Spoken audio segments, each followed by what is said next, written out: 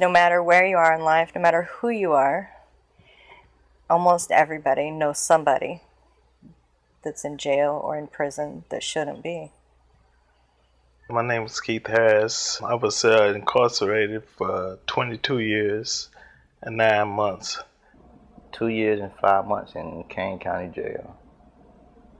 Then after that, next 9 years in prison. I was convicted of murder. The state's attorney and the police were looking for guys from Chicago. But I was the only one that they really went after for the murder. My name's Peggy Joe Jackson. I was wrongly convicted for the murder of my husband. And I'd done 26 years for murder in which I did not commit. I went to the police station to clear my name up. And next thing I know, it was putting me in prison. They had wanted me and they got me. I did all that time for nothing. They took my life away from me. You know, it's heartbreaking. I was scared. I was scared. I said the same prayer 5 times a day. You know I need to do this and get me out of here. For about 7 years, I didn't really care about nothing. Then I started writing to all the Innocence projects, law firms, because I didn't no longer want to be in prison. When the whole of society, through a wrongful conviction, has turned away from you. When an Innocence Project joining in with your family and friends bolsters the efforts, not only before the court, but also within the heart and the mind of one wrongly convicted. When they began working with me and came to see me the very first time, I knew that there was more and more hope, that the day I would be free was growing closer to reality.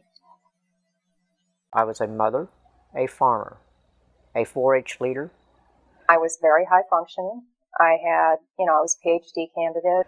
A baseball coach. I was raised not to lie, not to break the law.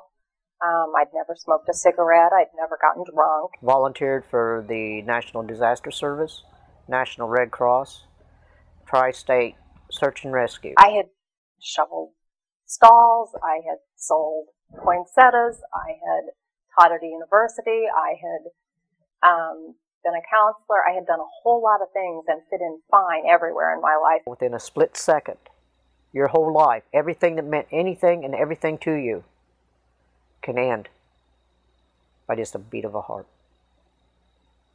You know, when you think it can't happen to you, it happens. I know. It can happen.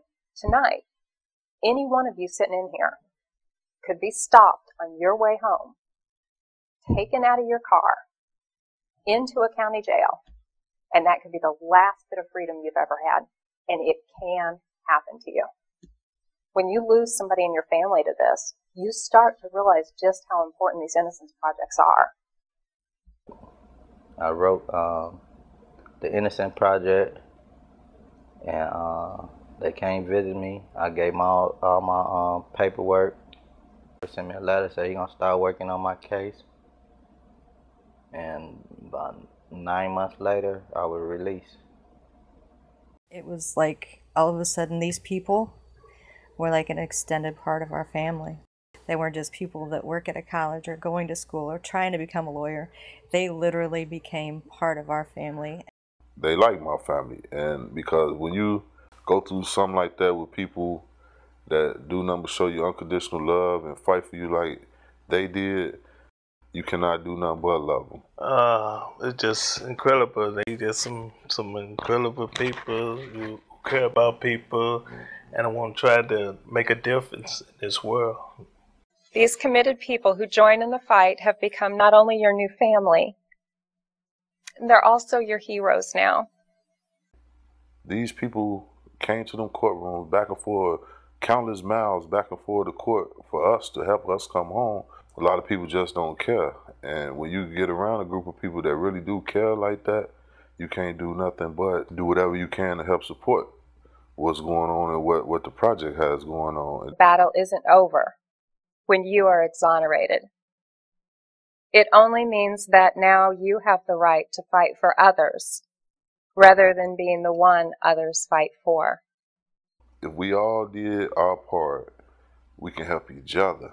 whether it's journalist, whether it's lawyer, and no matter what it is, you know, whatever piece or part you have to play with the program, it's a lot of work regardless. And so you get accustomed and you get involved with that person's case. So it's like it's like dominoes. You set dominoes up and push it, and that's how it is, like a domino effect, because everybody play their part. That's why these innocence projects are so critical, is because if we want to have a system that works, we have to make it work. We have to have these checks and balances. We have to have a watchdog. Coming out about 6:30 in the morning with a hot cup of coffee and sitting on the deck and listening to the birds starting to wake up and the fresh air, and just saying, this is what life's all about.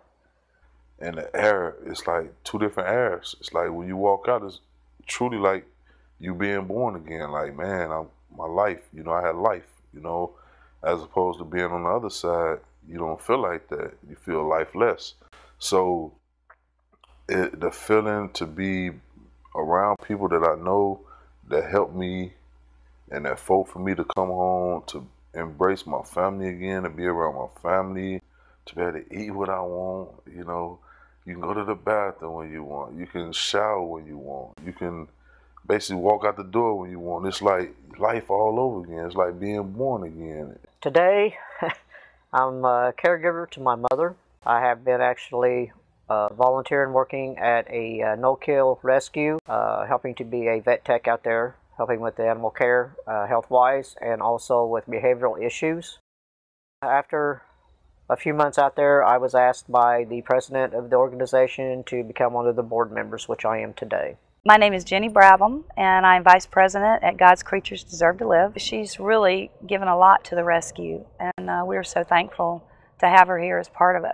She's just an amazing, amazing woman, and I'm so thankful to be able to call her my friend.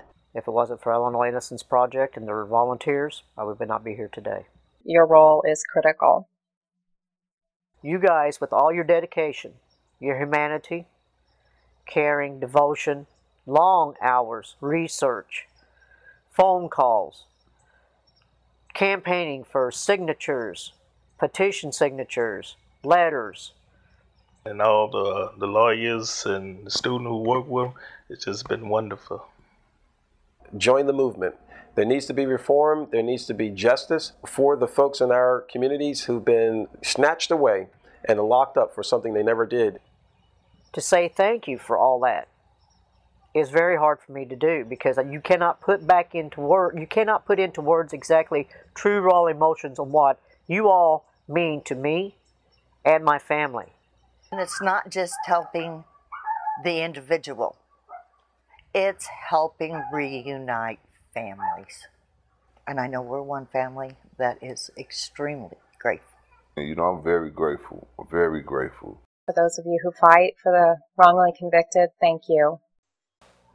And thank you's not enough.